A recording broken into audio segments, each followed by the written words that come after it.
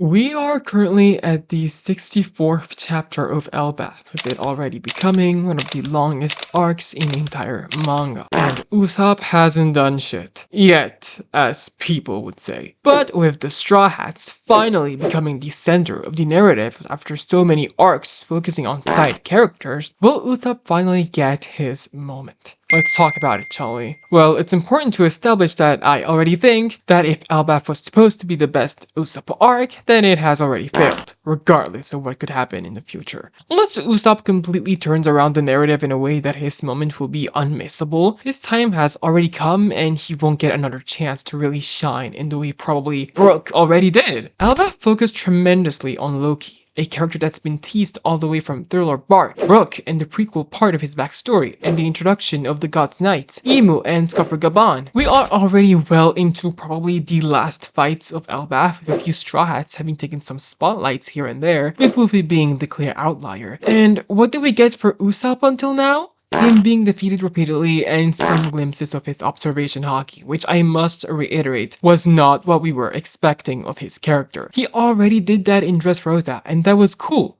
But again, will it become something he does on the regular or not? Will he be able to control it? I fucking hope so. But even then, it still doesn't address the underlying problem of Usopp. Getting haki is important, but basically half the Straw Hats need it, so it isn't particularly something unique or individual to him. What has he done since Dressrosa, huh? 400 chapters since one of his biggest moments, and a whole 1,000 chapters since the mention of ELBAF. The arc that was supposed to highlight his character as a whole. By the way, notice how he changed the wording from his biggest arc to now his biggest moment. Just to tell you how inconsequential he was in this whole arc, when it was supposed to be his biggest. Yes, Oda never really promised us that, but it can easily be inferred narratively, can't it? Multiple iterations of him emphasizing on how he can't wait until Alba. Upon arriving, he himself states this is the island of his dreams. All this obvious foreshadowing for him to basically not get any real moment with any character and doing basically fuck all. And a counter argument people would make that Wano was supposed to be Zoro's arc also doesn't work. The only thing Wano had in common with Zoro was that Zoro's lineage also came from there. Narratively, he has nothing to do in Wano,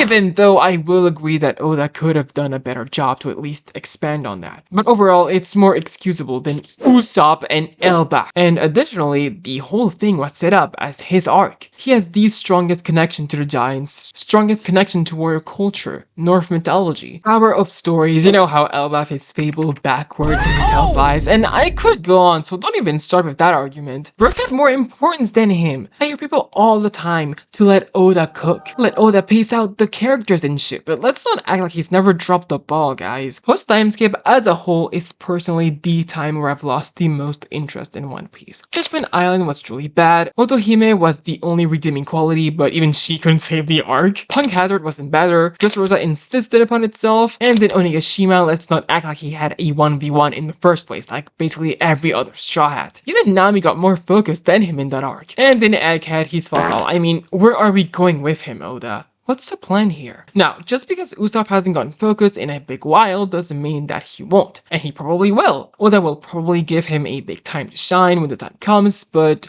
how impactful and well executed that's gonna be, who knows? The problem is that we are in the final saga of the story and Usopp has not been doing well for half of the story. He's just been trash, I'll just say it. He has had zero growth ever since Post Timeskip. And I'm not talking strength-wise. If a strong weapon was enough to transform a bad character into a good one, then it'd simply be lazy writing. Nami got Zeus, didn't she? But why? Simply because he works with her. She has an extensive weather knowledge, and him being able to produce lightning and having haki compensates for her lack thereof, even though developing haki should still be mandatory for every individual of a Yonko crew. If Usopp acquired Ragnar, as many people have been theorizing, that wouldn't solve his problem. Usopp needs character development, not just a power-up. Giving him Ragnar, stronger observation haki, or or some insane weapon could make him stronger, but it wouldn't fix the actual problem of his character. Usopp was always at his best when he was terrified, yet still chose to act. In Alabasta, Water 7, and Dressrosa, his fear led to meaningful decisions and growth. Post-time skip, Oda has increasingly kept the fear while removing the payoff. And that's a huge problem, because Usopp's dream is to literally become a brave warrior of the sea. His dream requires an internal transformation. At some point, his relationship with fear has to evolve in some way. ELBAF was the perfect place for that. This is the culture Usopp has idolized since Little Garden. Warriors, courage, honor, legends, and storytelling. He has been talking about ELBAF for over 1,000 chapters and literally calls it the island of his dreams. Yet, 64 chapters in his arc, Loki, Gabon, Brook, the God's Knights have all received more meaningful focus than him. Granted, it was most of these characters' introductions, but come on. It's ELBAF we're talking about. Could Usopp still get a huge moment before ELBAF ends? Of course. But there's a difference between Usopp having a great moment in ELBAF and ELBAF being a great Usopp arc. One incredible scene at the end cannot erase an entire arc where he was mostly sidelined. And I don't even want Usopp to become fearless. Fear is part of what makes him Usopp, but he's approaching the end of the story and still reacting like he was still in pre-time skip. Usopp needs to realize that bravery never meant having no fear. This guy has invaded Enies Lobby, fought Yonko crews, survived the New World, and sailed alongside a Yonko. He is already far braver than he believes himself to be. And if ELBAF, the island that has symbolized his dream for over 1,000 chapters, cannot permanently move him closer to realizing that, then what exactly are we waiting for? Final War? Will that solve his character? Maybe he gets an incredible moment there, but a climax hits harder when years of development led into it. For example, Brook's end of series final moment is already looking to be great, simply because of the consistent focus he's had over the arcs. Thriller Bark, Whole Cake, ELBAF, he'll be good by the end of the series. Usopp has been on the bench of hundreds of chapters with no meaningful focus. What are we doing? After more than 1,000 chapters of build up to ELBAF,